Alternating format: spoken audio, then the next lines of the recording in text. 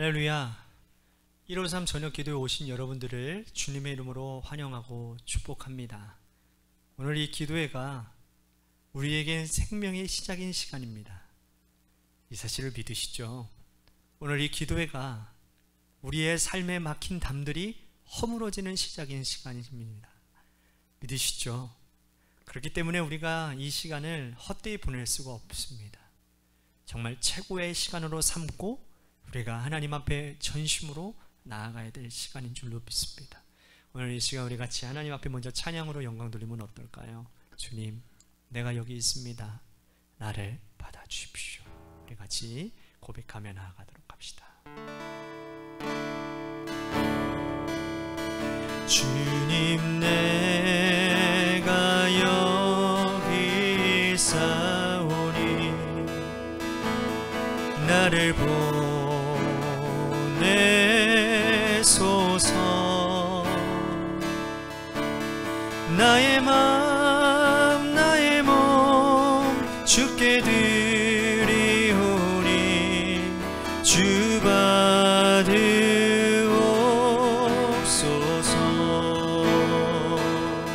주님, 내가 여기 있사오니 나를 써주소서.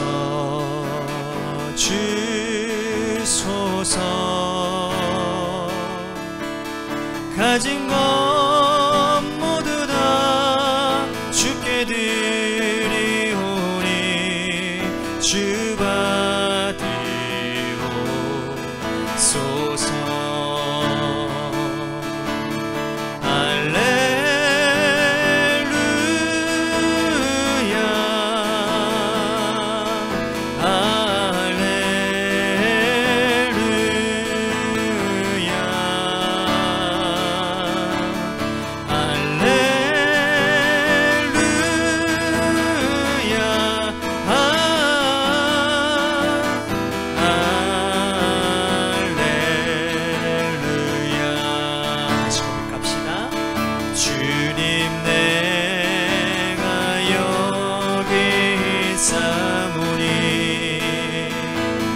나를 보내소서.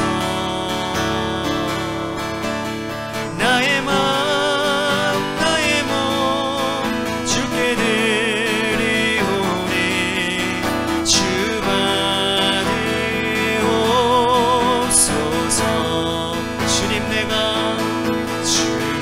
내가 여기 있사오니 나를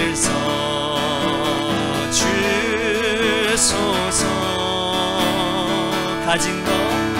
가진 것 모두 다 주께 드리오니 주 받으옵소서.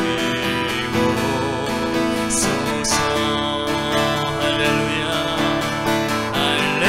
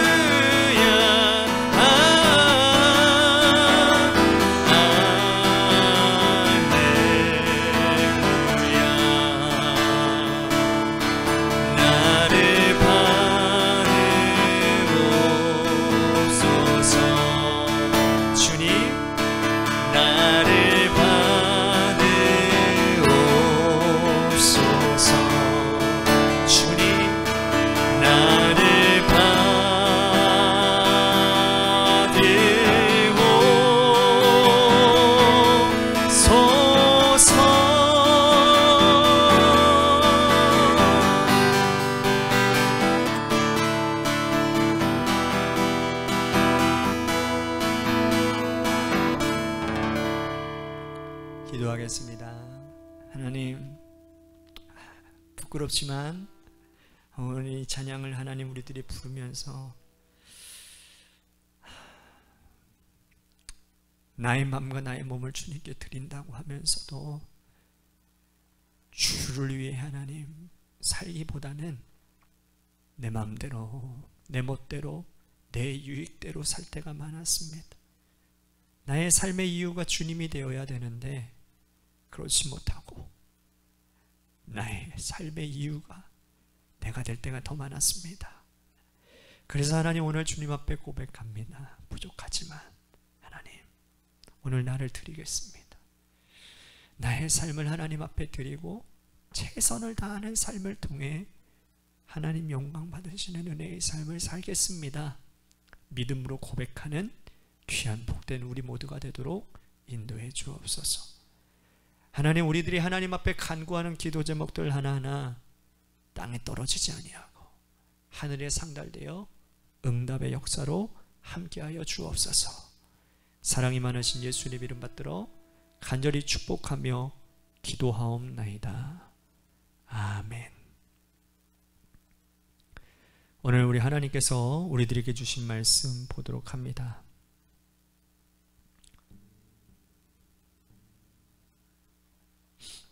하나님의 말씀 고린도후서 8장 말씀 보도록 합니다.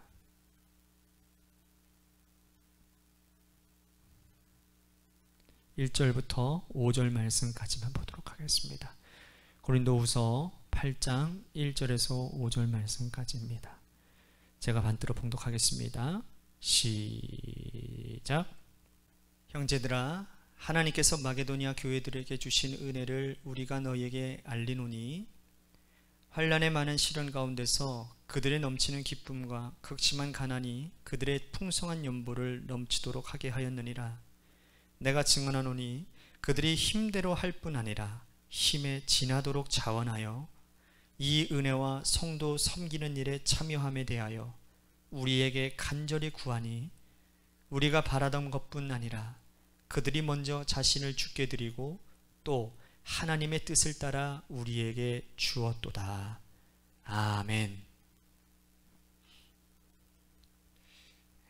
오늘 이 저녁 시간에도 하나님의 은혜를 사모하셔서 이 자리에 나오신 여러분들에게 하나님의 신령한 은혜와 축복이 함께 하시기를 바라겠습니다. 맹자는 인간이 가져야 될 가장 근본적인 마음으로 사단을 강조했습니다. 사탄이 아닙니다. 사단을 강조했습니다. 그 사단 가운데 하나가 수호지심인데요. 문자 그대로 말하면 부끄러움을 미워하는 마음, 즉 수치를 미워하는 마음이란 뜻입니다. 조금 부드럽게 옮기면 부끄러움을 아는 것, 이 사람의 근본적인 마음이 되어야 된다는 것이죠. 이것은 자신에게만 적용되어지는 말이고 말도 되고 타인에게도 적용되어지는 말입니다. 자기 스스로 자기의 내면과 삶을 돌아볼 때 부끄러울 것이 없어야 사람답게 살 수 있고 타인에게 하는 행동도 자기 스스로 바라볼 때에도 그 행동을 통해서 인간 본연의 삶에 부끄러운 것이 없어야 서로가 서로를 존중할 수 있다라는 뜻입니다. 그런데 악인들은 그렇지 않죠. 수치를 미워하는 마음을 가지지 않고 부끄러움을 오히려 부끄럽게 여기지 않는 악인들이 굉장히 많습니다. 그러한 사람들과 함께 하기도 어려울 뿐더러 말이 통하지 않는 답답함을 느낄 수가 있지요. 사람이 세상을 살아갈 때 자기에게도 떳떳하고 또 공동체에서도 떳떳하기 위해서는 수호지심을 반드시 가져야 할 것입니다. 보통 우리가 살피는 정치인들을 보면 참 뻔뻔한 사람들 많이 있지 않습니까? 악한 일을 하고도 자기는 안 했다라는 거예요. 오리발 내밀고 떳떳하게 더 행동을 하고 오히려 더 성을 내고 오히려 더 그런 모습들을 볼 때 수호지심을 상실한 사람들이다라는 것을 볼 수 있습니다. 특히 우리가 성도로서 교회를 섬기는 일원으로서 살아갈 때 우리는 자기 자신에게 그리고 타인에게 무엇보다도 하나님께 대하여 부끄럽지 않은 일꾼으로 살아가야 됩니다. 특별히 돈 문제에 있어서 물질 문제에 있어서 떳떳하기 위해서는 그 물질이 주는 유익을 한 푼도 누리지 않을 때 그때 우리는 떳떳하게 물질을 말할 수가 있는 겁니다. 본인이 더러운 이익을 조금이라도 취하고 있다면 그는 스스로 물질 문제에 있어서 당당하지 못하고 떳떳하지 못할 것입니다. 오늘 본문의 바울은 고린도 교회 성도들에게 헌금을 강조하고 있습니다. 사역자가 성도들에게 헌금을 강조하기 위해서 그는 그것이 주는 이익을 단 한 푼도 누리지 않을 때여야 강조할 수 있습니다. 여러분, 수호지심을 상실한 사역자가 헌금에 대해서 강조한다 하더라도 성도들은 그가 정말 물질에 대해서 깨끗한지 그렇지 않은지를 잘 알고 있습니다. 그래서 오늘 본문은 바울이 얼마나 자기 스스로에 대해서 깨끗하고 떳떳한지, 하나님에 대해서도 그는 부끄럽지 않은지를 잘 나타내고 있는 말씀이라고 할 수가 있는 것입니다. 바울은 고린도 교회 성도들과 오해가 풀리자마자 헌금을 강조했습니다. 이건 자신을 위한 헌금이 아니었어요. 예루살렘 교회, 특별히 기근 때문에 지금 어려움을 겪고 있는 모 교회, 예루살렘 교회를 돕기 위한 헌금의 강조였지요. 자, 10절과 11절 말씀 보겠습니다. 이 일에 관하여 나의 뜻을 알리노니 이 일은 너희에게 유익함이라. 너희가 1년 전에 행하기를 먼저 시작할 뿐 아니라 원하기도 하였은즉 이제는 하던 일을 성취할지니 마음에 원하던 것과 같이 완성하되 있는 대로 하라. 그러니까 이미 1년 전에 바울은 고린도 교회 성도들에게 이 예루살렘 교회를 돕기 위한 헌금을 부탁을 한 거죠. 고린도전서 16장에 보면 바울이 고린도 교회의 성도들에게 가장 먼저 예루살렘 교회를 위해서 연보하자, 헌금하자라고 격려하며 함께 동참할 것을 호소하는 장면이 나왔습니다. 예루살렘 교회는 당시 모든 교회의 어머니 교회입니다.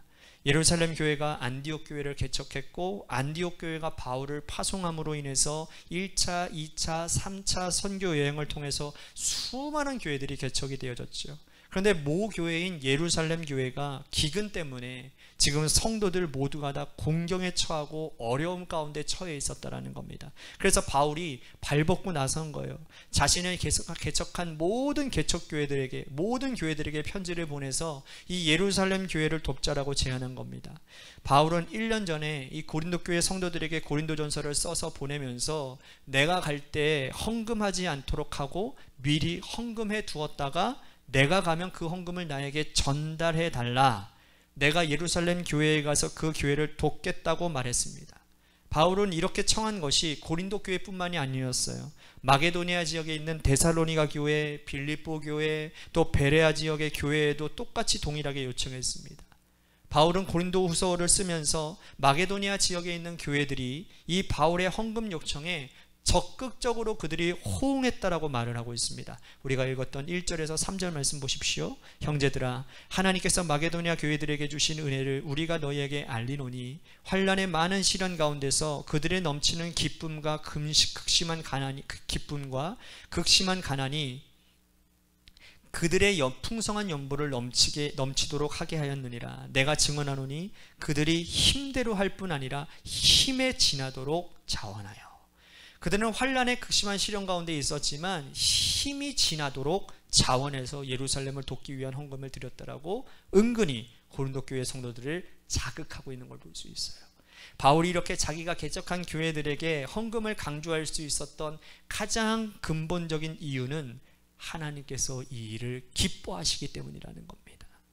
하나님께서 이 일을 반드시 원하시는 분명한 확신, 그리고 헌금을 하나님께서 기쁘게 받으신다라고 하는 확신이 있을 때 사역자는 강하게 강조할 수 있는 것이죠. 또 한 가지 중요한 것은 이렇게 모여진 헌금이 깨끗하고 아주 아름답게 집행되어질 때 그때 헌금을 강조할 수 있습니다. 오늘날 수많은 교회들이 헌금을 강조하고 있기는 하지만 그러나 집행 과정에서 깨끗하지 못하고 투명하지 못하기 때문에 오히려 헌금을 강조하지 못하는 그런 불행한 경우들을 우리는 직간접적으로 듣고 보게 되어집니다. 하나님께서 원하시는 명분 있는 헌금이라면 교회가 집행할 때 깨끗하게 분명하게 집행해야 되고, 그리고 이 모든 일을 성도들에게 바르게 알려야 될 것입니다. 그 과정에서 사역자들이나 교회 중직자들이 한 푼의 자기 이익도 남겨서는 안 되는 것, 이것은 너무나도 분명한 사실이에요. 바울은 이 부분에 대해서 명확히 하고 있습니다. 자기 스스로 성도들에게 오해받기 위해서, 그는 오해를 받지 않기 위해서 자기가 천막을 깃고 천막을 만들어서 일을 했습니다. 한 푼도 교회에게서 자신의 생활비를 받은 적이 없어요. 그것은 당연한 권리였지만 성도들이 혹 그 일로 인해서 시험이 될까봐 그는 물질 문제에 있어서 깨끗했습니다. 그랬기에 하나님께서 원하시는 기뻐 받으시는 헌금을 성도들에게 이렇게 강하게 강조할 수 있었다라는 겁니다. 오늘 우리가 바울이 이렇게 강조하는 것을 보며 헌금은 이래야 함을 깨닫게 되는 것 같습니다. 헌금을 요청하는 자, 그리고 드리는 자, 모두가 다 하나님께서 기뻐하시는 그 일을 한다라는 대의 명분이 있어야 되는 것이고, 교회 공동체는 이 일에 대하여 책임감을 가지고 헌금을 사용하고 집행해야 된다는 것은 기본적인 사실입니다. 바울이 이어서 계속해서 성도들에게 이렇게 부탁을 합니다. 12절 말씀 보십시오. 할 마음만 있으면 있는 대로 받을 터이요 없는 것은 받지 아니하시리라. 드리는 자는 마음으로 드리라는 말입니다. 액수가 중요한 것이 아니고 하나님께서 기뻐하시는 이 헌금을 너희의 마음으로 중심을 다해서 드려라. 그것을 하나님이 받으신다라는 거예요. 또한 하나님께 드려지는 헌금은 이웃을 위해서도 사용된다라고 말씀을 합니다. 13절에서 14절 말씀인데요. 헌금의 상호 부조적인 성격을 말씀하는 거죠. 지금 고린도 교회가 특별한 고난 가운데 있지 않기 때문에 고린도 교회가 어려움을 겪고 있는 예루살렘 교회를 도운다면 훗날 시간이 지나서 예루살렘 교회가 고린도 교회 성도들을 도울 것입니다. 그러므로 헌금은 서로가 균등하게 하려는 하나님의 귀중한 장치라고 말씀을 하는 거죠. 과거에 말라기 선지자가 말한 것을 보면 11조 정신이 이와 같이 닮아 있는 것입니다. 매년 드리는 소산의 11조가 한 해, 두 해는 성전을 위해서, 성전의 각종 제반 사물을 위해서 사용되어지지만 세 번째 해에 드리는 11조는 가난한 자, 어려운 자, 레위인들을 위해서 사용하라고 분명히 기록되어져 있습니다.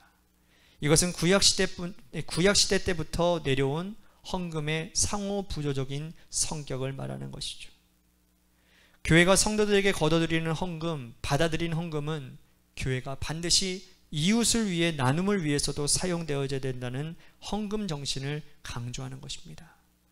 교회가 과거 구약의 전통과 신앙의 정통을 잇고 있는 것이라면 오늘날 교회 헌금이 이렇게 사용되어져야 되는 것은 아까운 것이 아니고 당연한 것임을 우리는 교회 전통을 통해서 확인할 수 있습니다. 오늘 우리 교회가 이렇게 성경에 기록된 헌금 정신을 깨닫고 이렇게 사용할 수 있는 교회가 되기를, 그리고 앞으로도 이웃을 위한 상호부조의 정신을 거룩한 헌금의 사용을 통해 구현하는 그러한 교회가 되기를 우리 모든 성도들이 이 마음을 가지고 함께 믿음 생활, 헌금 생활할 수 있는 은혜가 있게 되기를 주님의 이름으로 축복하겠습니다. 오늘 말씀을 생각하면서 우리 같이 기도했으면 좋겠습니다. 하나님, 내가 물질에 관해서 나의 물질이 하나님 어디에 많이 쓰여지는지를 한번 봤으면 좋겠습니다. 이 물질이 하나님의 나라를 위해 하나님의 뜻 가운데 잘 사용되어지고 있는지, 잘 관리되어지고 있는지를 한번 물질관을 여러분들이 좀 보고 하나님 앞에 회개할 거 회개하고 다시 이 예물이 하나님의 것임을 인정하고 하나님의 뜻대로 사용되어질 수 있기를, 하나님 나의 삶의 구조가 바뀌어지기를 원합니다. 우리 같이 오늘 말씀을 생각하며 기도했으면 좋겠고요. 또 한 가지 우리 같이 기도할 것은 여러분들의 삶의 자리와 여러분들의 자녀들을 위해서, 그리고 또 하나 우리 교회를 위해서 기도합니다. 재개발 가운데 놓여져 있는 우리 관악교회를 주님 붙들어 주시고 하나님께서 하나님 주님 선한 계획 가운데 이끌어 가시옵소서. 새로운 부흥의 하나님 또 다른 방편이 될 수 있도록 인도해 주시옵소서라고 재개발을 위해서 기도하시고, 또한 하나님 우리 관악교회가 주님의 말씀의 터 위에 본질을 향해 나아갈 수 있는 교회가 되도록 인도하여 주옵소서. 서로 사랑하고 서로 하나님의 말씀 가운데 말씀을 따라 실천하며 생명을 살리는 공동체가 되게 하여 주옵소서라고 오늘 말씀을 생각하며 우리 같이 기도했으면 좋겠습니다. 이 시간 우리 노래 끝날 때까지만이라도 여러분들이 기도해 주시기를 바라겠습니다. 기도하시겠습니다.